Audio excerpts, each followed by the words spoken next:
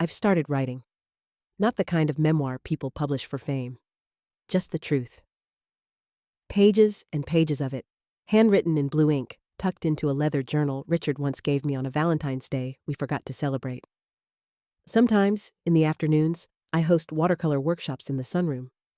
Other times, I just sit by the window, sip green tea, and listen to someone talk about a dog they once had in 1963. And about once a week, Mike shows up. He never calls ahead. He just brings gardening gloves and a six-pack of sparkling water. We prune, we pull weeds. We talk about nothing. We talk about everything. He asks me questions like, "How's your sleep lately? Do the tomatoes need replanting? Do you want to try making banana bread this weekend?" Never. What's in the will? Is the house in my name? Are the others coming back? We sit under the wisteria arbor in the back, lavender blossoms tumbling over wooden beams like soft rain. One afternoon, as the wind rustled through the trees, I turned to him and said, "You know, some people come into your life because of blood. But others, they stay because of honor." He didn't answer. He just smiled and passed me a cup of tea. Later that evening, I sealed one last letter.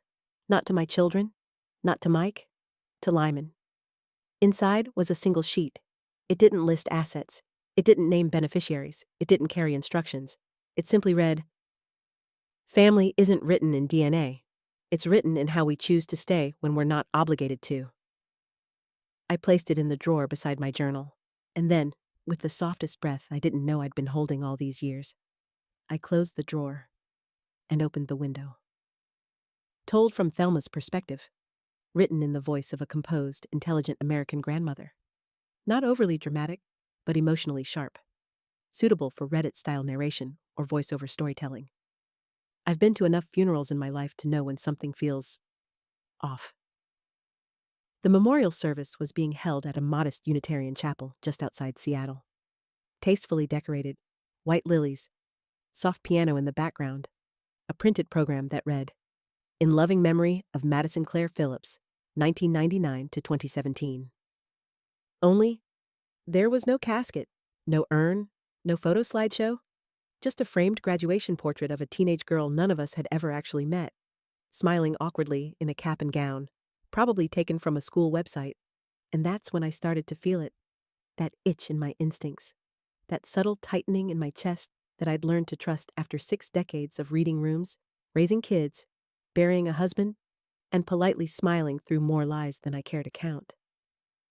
Esme, my daughter-in-law, stood at the front with my son David, dabbing her eyes with a silk handkerchief. She wore a tasteful black dress, simple pearls, hair done in that perfectly curled way that said, "I mourn with dignity." I watched her closely. I've known Esme for over 15 years. She's always known how to perform. Never sloppy, never loud, but sharp, controlled, strategic. This question mark. This felt rehearsed. The story, as we'd been told for years, was that Esme had a daughter in her early 20s named Madison from a previous relationship. Apparently estranged, tragic. No one ever pressed for details because, well, that's Esme's gift. She makes asking questions feel rude. We were told Madison had died in a car crash 3 years ago, but Esme didn't feel ready to hold a service until now. "Closure is complicated," she'd said in a shaky voice over brunch last week. "I want to do this right." So here we were, family, friends, colleagues, sitting in pews and politely pretending to grieve a girl none of us had ever even seen in person. David hadn't said much about it either. That was unusual. He's a data analyst. Facts are his thing. But when I'd asked if he wanted me to help with arrangements, but I maybe contact Madison's old friends or teachers for memories, he'd looked uncomfortable and said Esme had it all handled. Handled, right. When the service began, a young woman from the chapel staff took the podium. She read a eulogy that sounded suspiciously like it was generated by ChatGPT on short notice.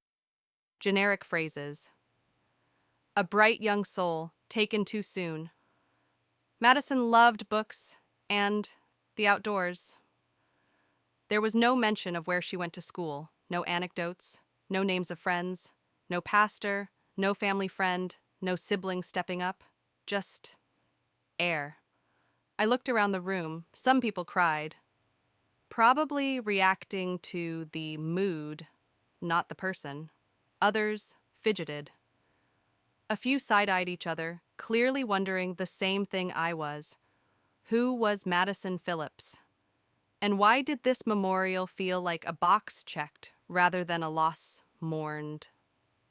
My grandson Elliot, 22, just graduated from Harvard Law, sat beside me, brows furrowed. He leaned in and whispered, "Grandma, did you ever meet her?" I shook my head. He nodded slowly. "Yeah, me neither." Back at the podium, the MC cleared her throat. "And now, before we close this service, I'd like to invite you all to join us in a moment of silent reflection for Madison. Let us honor the life she lived and the family she left behind." Silence fell. Then, the heavy chapel doors creaked open, heads turned. A young woman, maybe mid-20s, small frame, dark hair in a simple ponytail, jeans, canvas jacket, stepped inside. She didn't look confused or shy. She walked slowly but directly, her eyes scanning the room with intent. I recognized something in her face immediately. David's eyes, Esme's cheekbones. My heart froze in my chest. The woman stepped forward into the center aisle, stopping just a few feet from the podium. Her voice was steady, calm. She looked directly at Esme and said, "You don't get to bury me, Mom. I'm not dead." It's strange how time can stop and scream at the same time. That chapel had been quiet just a moment ago. Silent prayers, polite nods, sniffles and tissue. And then she said it. "You don't get to bury me, Mom. I'm not dead."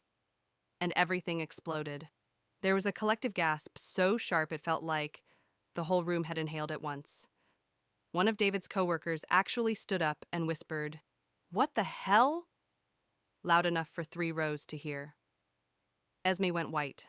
Not pale, white. Like someone had drained every ounce of blood from her face. Her knees buckled before anyone could catch her. She slumped down onto the front pew, mouth slightly open, blinking in disbelief. No one rushed to help her, not even David. Madison, and I had no doubt in my mind it was her, kept walking forward with calm, deliberate steps. Her voice hadn't trembled. She didn't stutter or break eye contact. She looked like someone who'd rehearsed this moment in front of a mirror 1,000 times. Except no mirror could ever prepare you for this many stares. When she reached the front, she pulled a worn leather wallet from her jacket pocket and flipped it open. "My name is Madison Claire Phillips," she said, holding up a Washington State ID for everyone to see. "Born April 3rd, 1999, daughter of Esme Phillips. This is me. I'm alive." I watched David, my son, the boy I raised with bedtime stories and math flashcards. Looked like a man who had just realized he didn't know the woman sitting beside him. He didn't speak. He didn't blink. He just stared at Madison like someone had yanked the floor out from under him. Elliot whispered something I couldn't catch. Jennifer, his girlfriend, clutched his arm like a lifeline. The audience, friends, distant cousins, Esme's colleagues, began murmuring in waves, rippling like wind through tall grass. Someone in the back quietly pulled out their phone. Of course they did. This wasn't just shocking. It was viral. Because here's the thing Esme hadn't counted on. The memorial was being streamed, not officially, but someone had set up a phone on a small tripod near the aisle for out-of-town family. The stream had been shared on the local neighborhood group on Facebook. By the time Madison finished stating her name, there were already 327 people watching. The MC, bless her heart, looked like she wanted to sink through the floorboards. She stepped back from the podium and half whispered, "Would someone like to explain what's happening?" Madison didn't wait. She turned to the audience, to us, and tucked her ID back in her pocket. I know this is a shock, she said, her voice still steady, though her knuckles had gone white around the strap of her bag. I didn't come here to start a fight. I didn't come here to humiliate anyone. I came because I found out 3 weeks ago that this memorial was happening. A memorial for me. Someone in the second row whispered, "Is this real?" Madison heard them. She nodded. I thought my mother was dead. That's what I was told, what I believed, for the last 5 years. But I'm not the one who disappeared. She paused, then reached into her bag. From inside, she pulled out a thick manila folder, bulging with neatly labeled papers, photocopies, and court documents. She held it up with both hands like a gift, or maybe a grenade. I didn't come here to accuse anyone, she said. I came to tell the truth, the story my mother's tried to bury for over a decade. And just like that, the energy in the room shifted again. This wasn't a scene anymore. This was a reckoning. Narrated by Madison, first-person voice, calm, direct, emotionally honest, reflects natural Western tone, Reddit-style storytelling, avoiding dramatization. I don't remember the exact day my mother left.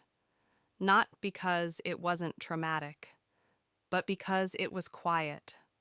There was no big fight, no door slammed, no angry goodbye. I just came home from school one day and she wasn't there. I was 15. We were living in a small one-bedroom apartment in southeast Portland. My mom, Esme, worked as a receptionist at a wellness clinic. She was always busy, always dressed nice, always telling people she was figuring things out. She wasn't affectionate, but I didn't question it. I thought maybe that's just how some moms were. I wasn't a bad kid. I got straight A's, played flute. I stocked shelves at a corner store on weekends to help with rent.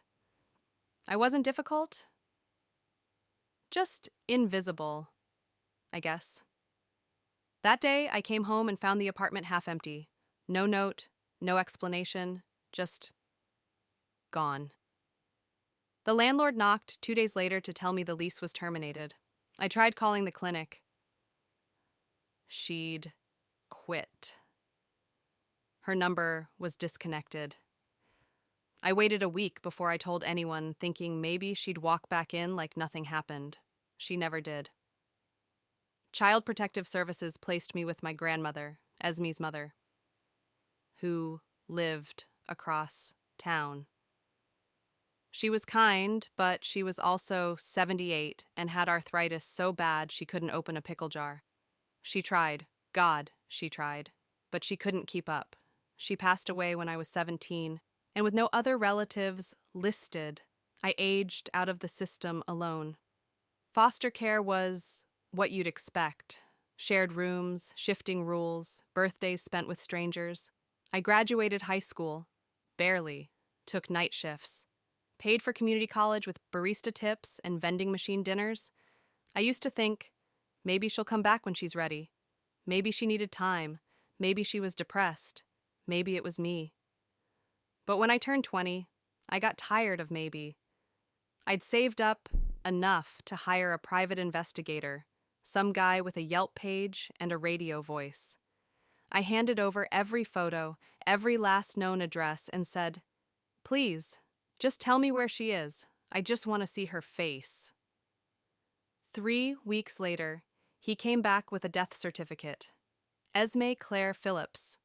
Died in a car accident. No known spouse. No obituary. He told me the records checked out. That sometimes accidents happen, and families choose to grieve quietly. He said she must have loved me in her own way. I nodded, paid him, and went home to cry on the floor of my $600 a month studio apartment for 3 days straight. I grieved her. I lit a candle. I didn't have ashes to scatter, so I cut a flower from the sidewalk and flushed it. Stupid, I know. But that's what you do when you think your mother is dead, and you're the only one left alive to care. It wasn't until 6 months ago that the cracks began to show. A friend of mine, someone I met in night classes, sent me a screenshot, a Facebook post. Esme, alive, married, standing beside a man in a blue polo shirt with a caption that said, "So proud of our son, Elliot. Off to Harvard Law." I laughed, out loud. And then I threw up. That's when I knew. She hadn't just left me, she had replaced me. And she didn't just move on. She rewrote her past so completely that I was buried in it. Literally. She filed paperwork to make it look like I died. She created a story so airtight that even a professional investigator believed it. I started digging. I found old court documents, paper trails, gaps, and eventually, I found Thelma, David's mother, the grandmother I was never allowed to meet. Apparently, she had doubts of her own. Apparently, she'd started asking the right questions. And when she hired a real investigator, the truth came out. That's why I'm here. That's how I ended up walking into a memorial that wasn't supposed to exist, for a girl who wasn't supposed to be alive. I didn't come to accuse anyone, I said, looking out over the chapel again. I came because this is my story, and no one gets to bury it but me. Narration returns to Thelma, calm, observant, emotionally firm. Tone fits Reddit storytelling style and Western cultural logic. I've seen people get exposed before, at work, in court, in marriages, but I'd never seen someone get dismantled by their own words, in front of their entire social circle. Until that day. Madison stepped forward, still holding the thick manila folder she'd pulled from her bag. Her voice was calm, not dramatic, not loud, which made it all the more devastating. She placed the folder gently on the podium like it weighed more than it looked. "I'm not here for revenge," she said. "I'm here to give you context, because the only story you've ever heard about me came from her." She didn't look at Esme when she said that. She didn't need to. From inside the folder, Madison pulled out a few papers and held them up. "This is a copy of the court petition my mother filed when I was 15, termination of parental rights, voluntary." She handed a few pages to the MC, who read them in stunned silence before passing them to the front row, where David sat frozen, staring ahead like he'd lost the ability to process reality. "She didn't lose custody," Madison continued. "She gave it up, by choice. Not because she had to, not because the state forced her, because I didn't fit her future." You could hear a pin drop. Then Madison pulled out a USB drive. "And this," she said, plugging it into the small laptop connected to the chapel projector, "is the moment she made that decision permanent." The screen flickered. The quiet background piano stopped. And then the video began. A security camera angle showed a clean, modern law office. In the frame, Esme. Perfect hair, designer coat, legs crossed, voice cool and composed. Across the desk, a lawyer, voice slightly distorted but clear enough, then asked, "Are you sure you want to go through with this, Ms. Phillips? This is a full termination of your parental rights. You'll have no legal claim, no contact, no visitation." "Completely sure," Esme said. "I want her removed from my life entirely. I need a clean slate. I don't want her finding me." The lawyer continued. "We can include language that bars future outreach. But you understand, this is final." "That's the point." Gasps rippled through the room like static. Someone 2 rows behind me whispered, "Oh my God." Someone else, one of Esme's friends from her Pilates group, I think, stood up and left. Quietly. David had gone pale. Elliot looked sick, and still, Esme sat frozen in place, watching her own voice echo across the chapel. The next moment on screen hit even harder. "What if she tries to find you later?" the lawyer asked. "Tell her I'm dead," Esme said, with a slight shrug. "Make it believable." A silence fell so deep I could hear the old air conditioning unit kick on from across the room. Even the woman who'd been live streaming the memorial, bless her curiosity, had turned her camera back toward the screen, capturing everything. The video ended. Back to the events calendar slide that had played before the memorial started. The screen looked absurd now. Next Saturday, yoga and grief healing brunch. You couldn't script irony better. Someone, I think it was my cousin Linda, finally broke the silence. She really said that? Another person muttered. That's not edited, right? Someone near the back still tried to defend her. We don't know what was going on in her life. But it didn't land. Not anymore. Not after that. I stood up slowly and walked to the front. Not to grandstand, not to gloat, but because someone had to say it plainly. I turned to Esme, still seated, still staring at the screen, mascara smudged, mouth slightly open. Esme, I said gently but firmly, do you want to deny that's your voice? Do you want to claim that's not your signature on those documents? She blinked, swallowed, looked at me but said nothing, not a word. Narrated by Thelma, calm, rational, yet emotionally loaded. Dialogue heavy, culturally grounded in Western behavior and legal reasoning. Narrated by Thelma, calm, rational, yet emotionally loaded. Dialogue heavy, culturally grounded in Western behavior and legal reasoning. I suppose there's a moment, for every liar, when silence becomes unbearable. After that video ended, Esme sat still for a beat too long. But when she finally did speak, it wasn't to apologize. It was to reclaim the narrative. She stood slowly, brushed off her skirt, stepped toward the front like she was walking into a courtroom where she still believed she could win the jury back. There's more to this than what she's telling you, she said, her voice controlled even. You don't know what Madison was like at 15. Her tone was clear. This wasn't about remorse. It was damage control. She was difficult, Esme continued, scanning the faces in the room for anyone still willing to nod along.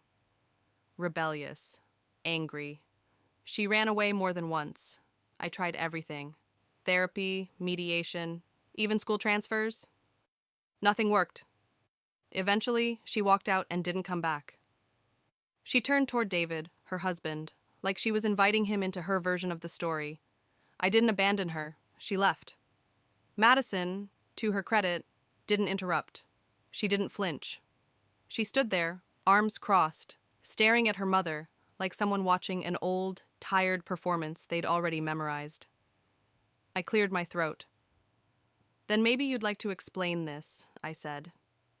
From my bag, I pulled out a plastic sleeve containing 3 crisp documents, notarized payment receipts dated 6 years earlier, Esme's name, her signature, a familiar Portland address, all attached to money orders made out to Lucinda Perez.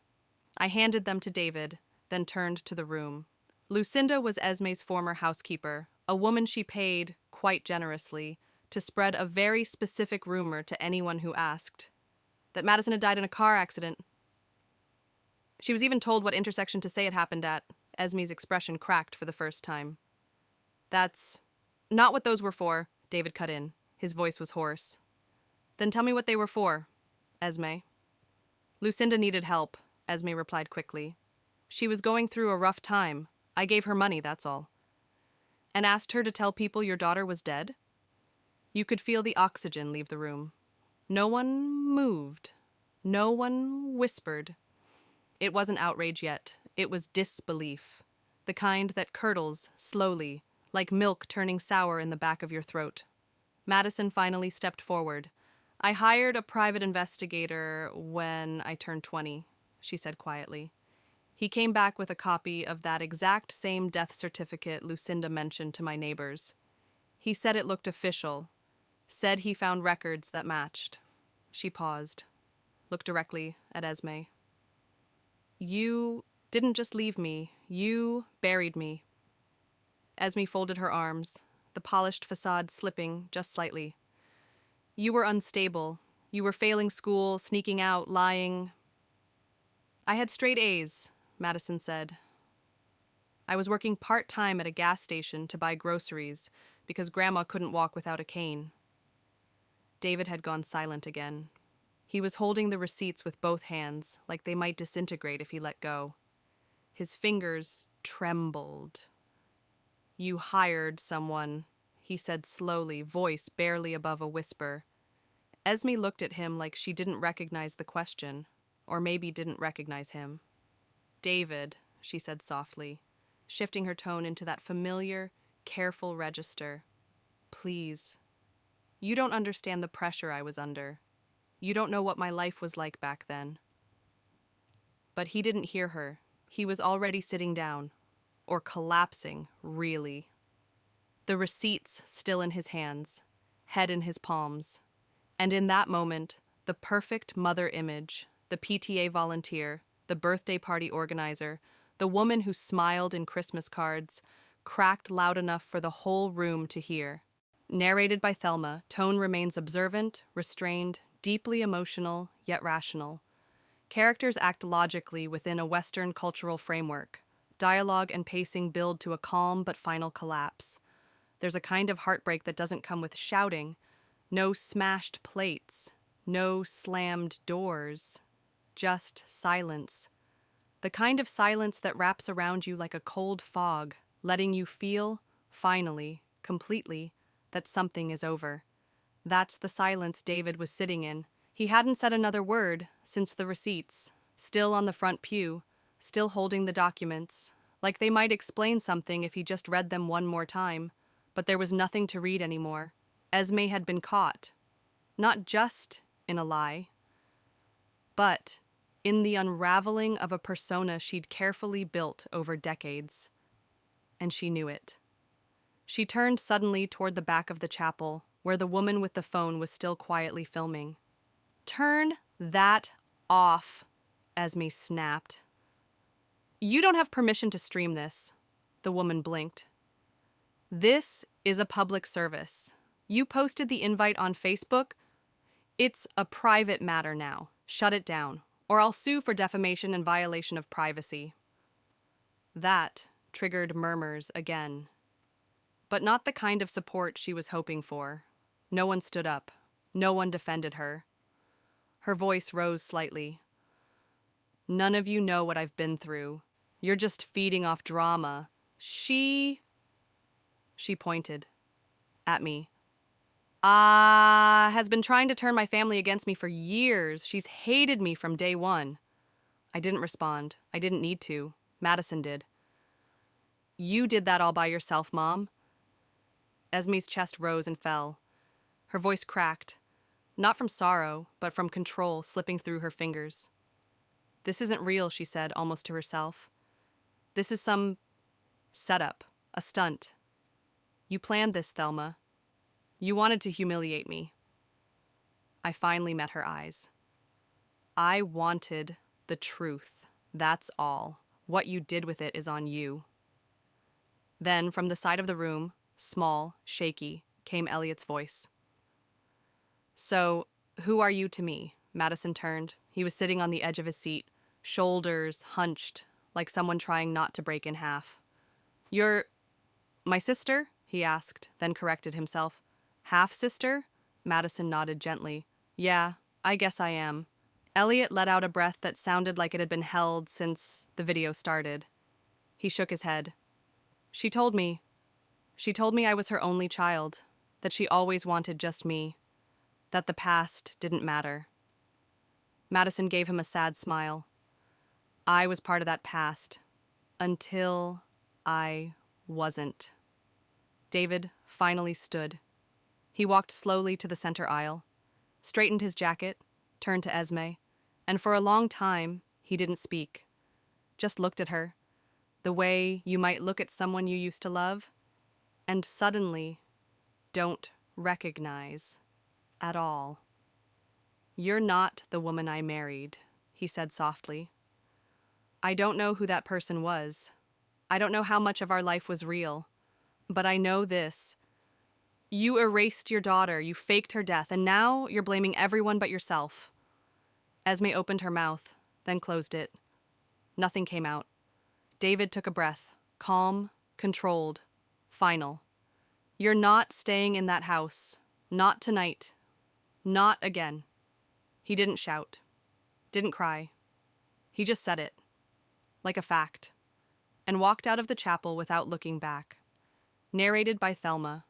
Restrained, introspective, grounded in the quiet pain of betrayal. Tone maintains realism, culturally aligned with Western social behavior, especially among upper middle class families. I should have known it wouldn't end at the chapel. People like Esme don't go quietly. They don't break, they redirect. And within 48 hours, she did exactly what I feared. She turned the truth into just another version of events. The first sign came when I opened my inbox Monday morning and saw a Google alert tied to my full name. I'd set one years ago out of curiosity. It rarely pinged. But this time, there it was. Family scandal erupts at memorial.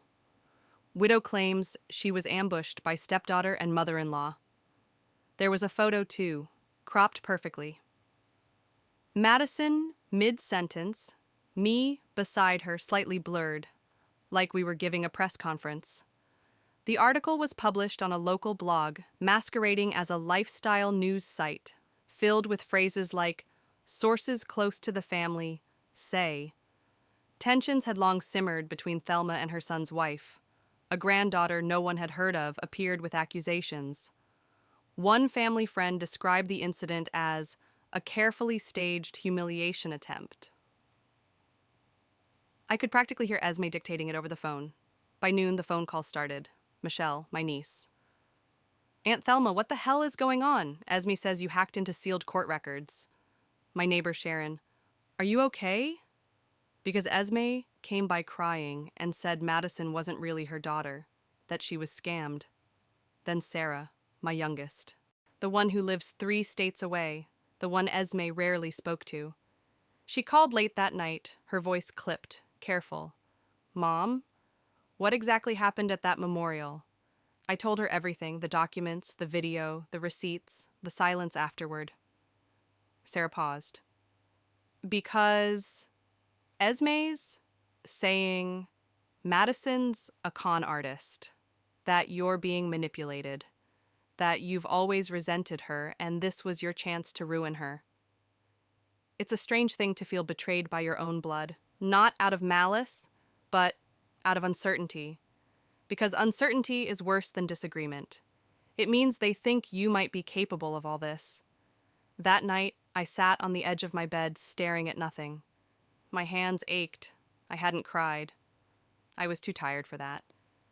I just sat in that quiet kind of grief that doesn't need tears. The kind that comes when the people who should know you best suddenly don't. The next day wasn't much better. 2 cousins unfriended me on Facebook. A longtime book club friend emailed to take a break. A parent from Elliot's high school years texted to say she was shocked and disappointed. It felt like I was being erased, slowly, deliberately. Just like Madison had been, I didn't leave the house, I didn't answer the phone. And for the first time since my husband passed, I felt truly, deeply alone. Until the knock on the door. It was nearly 9 p.m. I almost didn't answer, but when I opened it, Madison was there. Hair damp from the rain, backpack slung over one shoulder, eyes red but steady. She didn't ask to come in. She just said, Grandma, I don't truth anyone but you. And just like that, something inside me steadied. Narrated by Thelma, gentle, warm, introspective. A chapter of stillness and healing. Characters behave with emotional restraint, in line with Western values of privacy, quiet connection, and personal dignity. That night, I made soup. Not out of sentiment, I just wasn't sure what else to do. Something simple. Carrots, celery, broth, the kind of meal that didn't ask questions. Madison sat at my kitchen table, sipping tea from the mug I usually saved for guests. Her backpack rested at her feet, slightly damp from the rain, and her coat hung on the back of her chair, like she wasn't sure how long she'd be staying. I didn't push her. We ate mostly in silence, and it wasn't uncomfortable. Just quiet, like 2 people finally exhaling after holding their breath too long. At one point, she looked up and asked, Did my mom ever talk about me? I set my spoon down. She told us you existed, that it didn't end well, and that she didn't want to bring up the past. Did you believe her? I was honest. Number, but I also knew she wouldn't let me near the truth unless it was on her terms. Madison nodded slowly, as if that confirmed something she'd long suspected. After dinner, I gave her a fresh towel and a spare toothbrush. She changed into an oversized flannel shirt I'd kept from David's college days. It nearly swallowed her, but she didn't seem to mind. She slept in the guest room. I heard her turn once or twice during the night, but mostly it was still. The next morning, I found her sitting on the back porch, wrapped in a blanket, hands curled around a fresh cup of coffee. It was one of those gray Seattle mornings that feels like the whole sky is holding its breath. Dew on the railings, light barely making it through the clouds. I sat beside her and handed her a second cup. "You didn't have to come to me," I said after a while. "You could have gone straight to the press or to a lawyer." Madison shrugged. "I didn't want revenge." "Then what did you want?" She took a sip before answering. "To be seen. To stop feeling like a mistake someone tried to erase." I don't need anyone to apologize. I just needed to see her face when the truth showed up. That was the moment I knew she wasn't trying to destroy anything. She just didn't want to be a ghost anymore. I reached over, touched her hand lightly. "You were never a mistake, Madison." She didn't respond with words, but she squeezed my hand back, and that was enough. We sat there for a long time, watching nothing happen in the garden, and for once, that felt like peace. Around 8:30, the doorbell rang. I stood to answer it, but Madison didn't move. I think she knew who it was before I opened the door. It was Elliot, still in his hoodie, hair messy, hands stuffed in the pockets of his jeans like a kid about to ask for something he wasn't sure he deserved. He glanced past me and saw her on the porch. Hey," he said, voice a little raw. "I was just, wondering if maybe you wanted to grab breakfast with me." Madison turned, met his eyes, and for the first time, she smiled. Narrated by Thelma, tone warm, steady, with quiet gratitude. Characters continue to act logically, grounded in Western culture's values of chosen family, healing through action, and emotional honesty. 3 weeks after the memorial, David filed for divorce. He didn't make a public statement. No drama, no TV interviews, just a clean, well-documented filing, citing irreconcilable differences and including all the exhibits our investigator had uncovered. When the paperwork reached Esme, she responded with a 4-paragraph statement through her attorney, claiming emotional manipulation and an orchestrated character attack by hostile relatives. But this time, no one bought it. The local paper ran a follow-up piece. This one told a different story. They'd gotten hold of the video from the chapel. Probably someone leaked it. And once Esme's voice hit the internet saying, "Tell her I'm dead," the sympathy she had left drained fast. I didn't celebrate. Watching someone unravel, even someone who tried to erase her own child, isn't satisfying. It's just sad. But it was necessary. Madison didn't say much about it. She kept busy, registered for fall semester at a community college closer to Seattle, switched jobs, even upgraded from her Portland studio to a room at Elliot's apartment after he insisted. "I need a study buddy for the bar exam," he said, even though we all knew he just didn't want her living alone anymore. David helped co-sign her lease. Quietly paid off an overdue dental bill she didn't ask him about. No speeches, no awkward hugs, just action, the way our family has always shown love when words fell short. One Saturday morning, I walked into my living room and found the two of them, Madison and Elliot, sitting cross-legged on the floor with an old box of family photos. Elliot was pointing to a Thanksgiving picture from 10 years ago, laughing. "That's me with braces and a black eye from falling off my bike. That pie? Store-bought. Grandma's oven broke that year." Madison leaned in. "You really wore that sweater?" "Don't judge me. It was 2008. She laughed, really laughed. It filled the room in a way I hadn't heard in a long, long time. Later that day, we took a photo together, just the three of us. David was out of town for work, standing in the backyard with the garden behind us and coffee mugs still in hand. It wasn't posed, just Madison between me and Elliot, her hair pulled back, sunlight in her eyes. Elliot used the self-timer on my phone. The camera beeped, clicked. Madison looked down at the photo afterward, then quietly said, "This is the first time I've ever seen myself in a picture and not felt like I didn't belong." She looked up. "First time I wasn't extra." "You were never extra," I said. She smiled but didn't reply. She didn't need to. Narrated by Madison, calm, reflective, emotionally mature. The chapter offers a quiet yet powerful close. It's not revenge, not victory, but meaning and healing. I found the letter by accident. It was tucked inside a cedar box at the back of Thelma's hallway closet, buried under photo albums and hand-sewn pillowcases. I'd been looking for a power adapter. Instead, I found a box labeled "For Maddie. When she's ready." The handwriting was unmistakable. It was my Grandma Evelyn's. She passed away 2 years ago, the woman who raised me when my mother didn't look back. The paper had yellowed slightly. The ink was fading, but the words were still loud.